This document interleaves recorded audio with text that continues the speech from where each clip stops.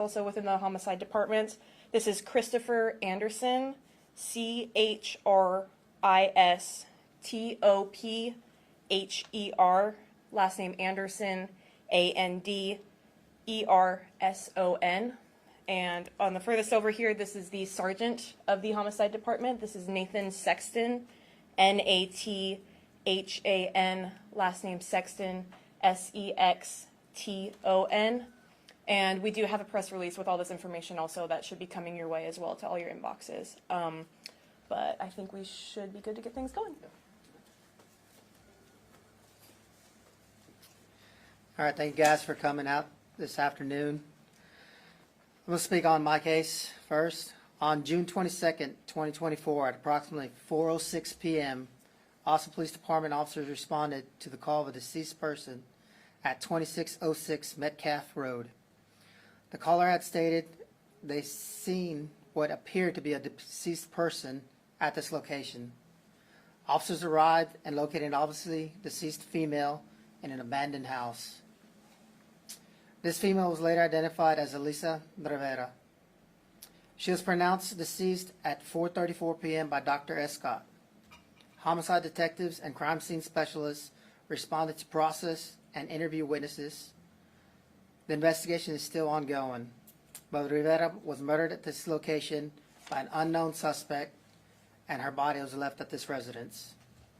A press release for this murder was issued, as well as surveillance video showing a person of interest seen walking with the victim shortly before she was murdered.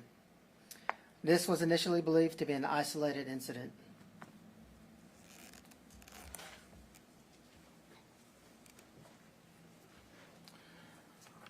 On August 7, 2024, there was a DNA link found between this case and April 14, 2018, unsolved murder of Alba Janice Avalis that is being investigated by the Bastrop County Sheriff's Office. The Austin Police Department has been in contact with the Bastrop County Sheriff's Office and discovered that on April 14, 2018, at approximately 7:30 a.m., the body of Alba Janice Avalis was discovered by a passing motorist.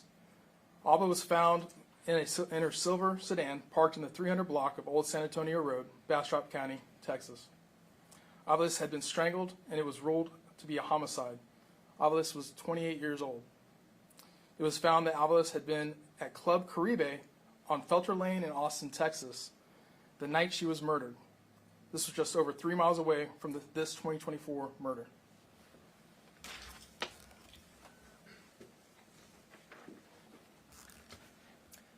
There have been no suspects identified in either of these cases.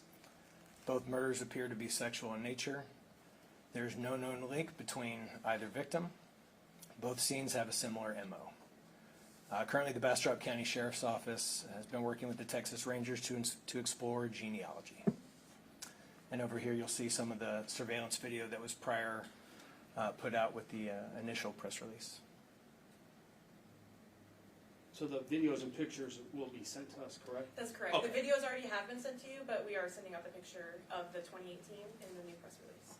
So is this the video from 2018? Then? This is the video from the 2024 one. Okay. Mm-hmm.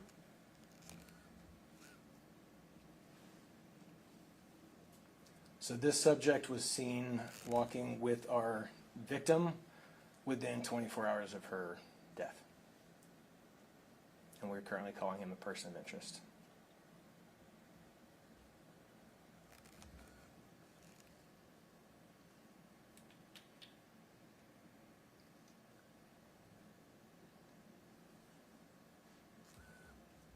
This surveillance video was in the same vicinity of where the abandoned home was, correct? Correct. East Austin? Yes. We can open up to questions if anyone has questions. What exactly is the connection between the two that you're suspecting as of now? I know the investigation is ongoing, but is there forensic speculation that this is what is linking the two? Correct. The actual link between the two is DNA that's linking the 2018 to our current murder. Can you specify what DNA that is? Just the suspect DNA at both scenes. I can't get into the more specifics about it, but both victims are believed to have been sexually assaulted. There was DNA found at both scenes, like multiple sources of DNA at both scenes.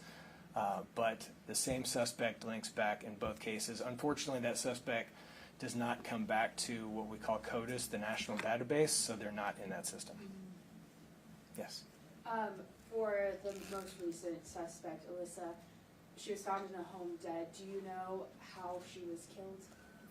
She's believed to have been strangled as well. So they were both strangled? Correct.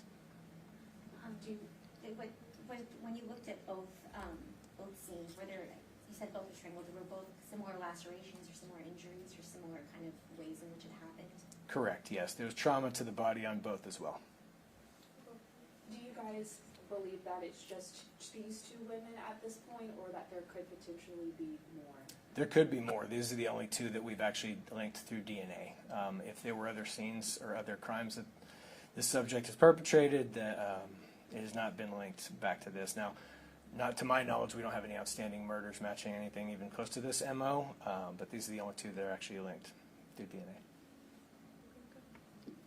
Yes, I mean, I know we have a video here, but is there any suspect description that, would be? Sure. Generally through the course of our investigation, and this is preliminary, but we believe it to be a short Hispanic male. And that's pretty, no. I know that you said it's a person of interest. Do you know, based on kind of your video or observations, is it romantic, or were they friends, or kind of the link or relationship between the two? Yeah, that's unclear. Given that this happened across 2 counties, do you have an idea of where the suspect might reside, or is there a general idea? Are you working closely with the Bastrop County Sheriff's Office to identify? We are, yes. So over the course of the past days, the past week, we've been talking to them regularly, just trying to find out if there's any other similarities. As Detective Anderson had mentioned, Club Caribe is only 3 miles away from where our victim was found, so it's definitely possible that the suspect is still either lives in the area or visiting somebody in the area, but for it to have been so geographically tied is, pretty coincidental.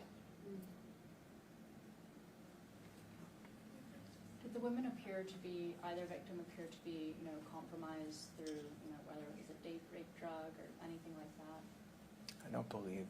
We're still waiting on some things to come back yet. The second autopsy is not yet complete. Is it normal? So like when you find the DNA, but then not having it matched to somebody, I guess kind of talk us through that process, right? It's like Sure. somebody might watch and oh, you have the DNA, but we don't have a suspect. Yeah, it's relatively rare. It takes somebody not having committed a felony, been arrested, and their DNA being entered into the system, which typically people committing really violent murders have probably committed something similar to that in the past, or at least been arrested, and that does not appear to be the case in this case. So, on these videos, both of these are Alyssa, correct? Yes. How did they end up meeting, getting to the point where they're walking down the street? Was that at another club? That's a good question. We don't know where they met either. They could have known each other for some period of time. They could have met just that day, so that's still being explored and investigated. What's your hope with sharing this information? Anyone that knows Alyssa would hopefully come forward if they had any little bit of trivial information, someone they thought she might have been hanging out with recently, somebody that maybe moved into town recently, any little bit that they think could be helpful, especially knowing that there's another victim in this case, would definitely be helpful. What's the gathering of evidence process for you now since the first initial suspected homicide in 2018 with Mrs. Aviles? Are you interviewing some of her friends and family as well? Are you going through cell phone records? What else in addition to DNA gathering are y'all along with the Bastrop County Sheriff's Office doing to find a suspect? Sure. So we're comparing a lot of the evidence that we have with their case. So they went back and they tried to capture, whatever cell records that they could, any sort of electronic evidence, physical evidence. They spoke to various people, and I won't speak too much to their case, but they have a lot of work that they put into their case. So we're trying to compare notes and see if there's anyone that may come up in both cases or that may have lived here. So it's going to take quite a bit of research and coming through the data. Can you stress the urgency and importance of anyone who knows any information coming forward and not holding back? Yeah, absolutely. Anyone that knew either of these victims, by all means, anything that you may have seen, we don't know if the suspect frequents clubs. We have no idea. We know that there was a tie to it in the first murder, but in the second one, there's no evidence of that. So anybody with any information, even if it seemed trivial, if they knew either of these victims, we asked them to call our homicide tip line.